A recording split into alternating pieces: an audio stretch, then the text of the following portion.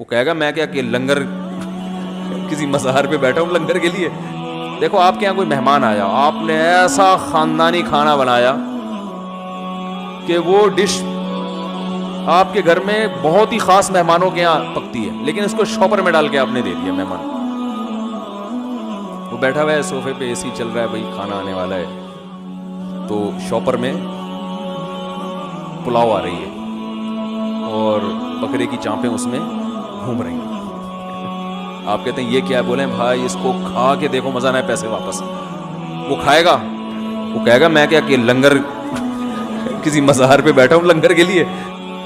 اس کے برعکس مسور کی دال ہے, آپ نے مہمان کے سامنے رکھ دی, ادھر کھیرے کٹے ہوئے ہیں, ادھر پیاز کٹے ہوئے ہیں, ادھر لیمن رکھا ہوا ہے, ٹھیک ہے نا, بڑی تمیز سے اس کو بنایا ہوا ہے, تو وہ کھا لے گا. حالانکہ اس کو پتا ہے کہ یہ کیا ہے, دال ہے. کہ شاید کوئی اسپیشل دال ہو ان کے یہاں, وہ تو کھانے کے بعد پتہ چلے گا کہ ذائقہ کیسا ہے.